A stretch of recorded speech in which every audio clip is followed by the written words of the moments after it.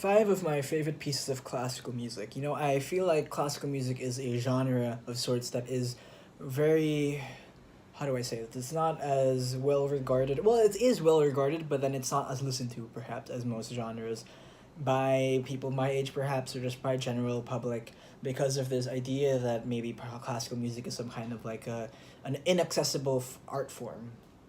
But it's not. It's not. It's incredible. And over the last few months, I've been trying to really get my feet into classical music, and I've tried these different, reading things online, and I've gone these online lectures, and I've tried to just broaden my range of musical tastes. And classical music, I think, has been the highest of the kinds of music that have moved me the most over the past year, I guess. So I'm gonna give five of some of my favorite. These are not my top favorite. These are just five of my favorites that I kind of thought of off the cuff. So, the first one I'm gonna talk about is Rimsky-Korsakov's Scheherazade. Scheherazade is a, I think it's I should, this is not, I think it's a character from the 1001 Nights, I think. Scheherazade.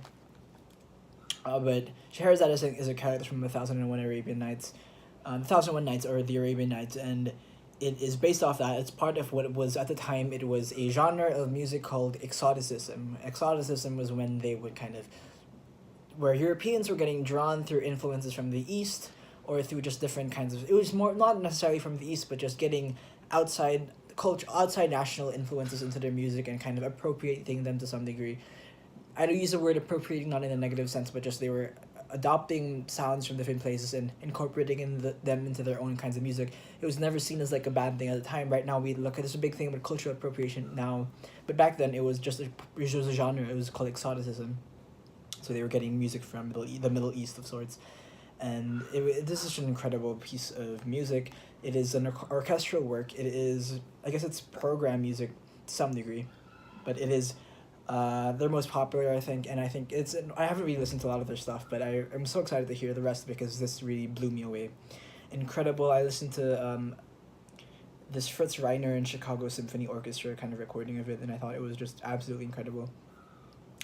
I don't have much to say about this stuff because I can't really criticize or talk about them too much, but it's incredible. Listen to it.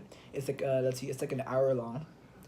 Well, no, it's 40 minutes, 44 minutes long. Not bad. It's like an album. Check it out. It's not boring or anything. It's incredibly vivid and amazing. Next is also another piece of program music. It's called Symphonie fantastique by Hector Berlioz. Now, this one I find very fascinating, and this may have more in common perhaps with a lot of the videos I've been making in terms of certain books I've been reading, but it is one of the first few pieces of music, and definitely one of the first few pieces of classical music that was inspired by the phenomenon of the psychedelic phenomenon of sorts. He was a lot of the story of the program music is that it's about a man who he falls in love with a woman and he is not loved back or something, and so he there's more story to it, but then he essentially tries to kill himself by overdosing on opium, and the whole symphony is his delirious adventures on opium, sort of, not really adventures, but it's his delirium on opium. So it's very psychedelic, it's very engaging, and I really love it. Really, it's incredible. I highly recommend it to anyone just wanting to kind of have this journey of sorts. You just focus on it for 50 minutes and you'll have a ride of the greatest of sorts of your entire life. And also read the story with it. You can look at it online, look at the program notes, and then see what the story is about, and it'll also greatly help. It's just, he goes into the story is incredible. He goes to hell and all this stuff, and he engages with all these witchery and demons and with all that stuff. It's incredibly fun to listen to. Third one, Brandenburg Concerto number 5. This is by Bach, and the Brandenburg Concerto, I think, is the collection of concertos is one of the most, I guess, one of Bach's most important pieces of music, and it's very fascinating for anyone who's not very familiar with them. But he actually composed his concertos as some kind of like resume builder. He was, well, not a resume builder per se, but he was trying to apply for a job, and he created these. How many are there? 6, 7 concertos.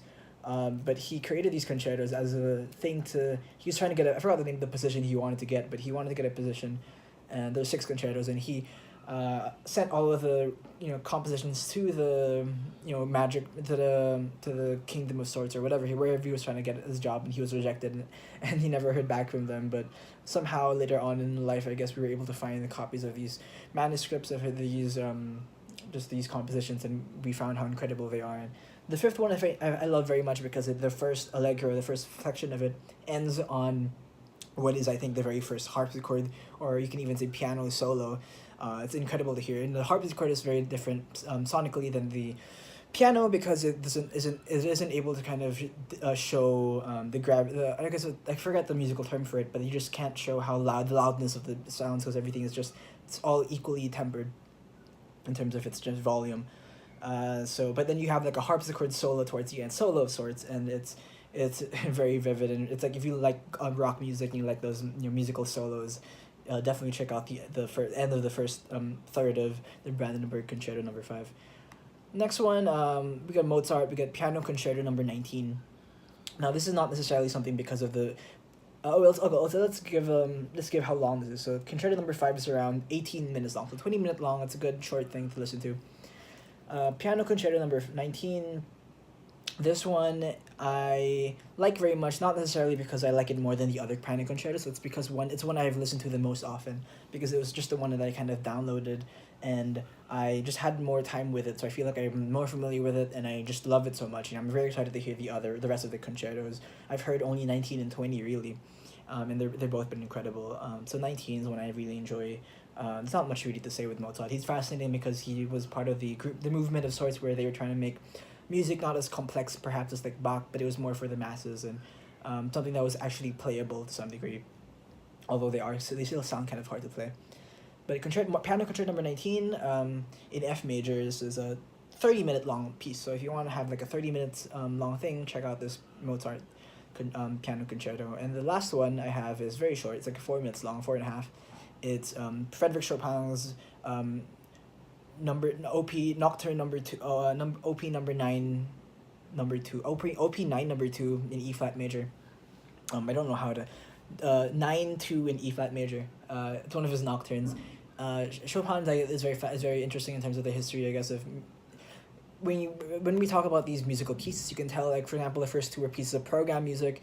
Then you have the two concertos, and you can tell that they were made for like long-term kind of long pieces. Even it was shorter than the symphonies, but then some of them were. But the idea was that when you have Chopin and he was making these piano pieces, and they were very short. They were, again, this is 4 minutes long, 4 or 5, 3 minutes long, 2 minutes long, and you have these short, contained, beautiful masterpieces of music. And this one I like particularly. It's also his most famous, I think, but I like it very much because it just gives me the sense of calm, and it's very anxiety removing. Whenever I have any kind of anxiety, he listens to the music and it kind of it melts it away, and I feel very refreshed, and I feel very happy. Not really happy, but I feel very good with myself, and it's something that has been very helpful for me and just in my own life. And I find that when you have any kind of music that does that for you, it's worth kind of recommending and letting other people listen to it. So those are 5 of my favorite pieces of classical music. Maybe I'll do more of these, but I like this music, and I think more people should definitely check them out if you haven't heard any of these already.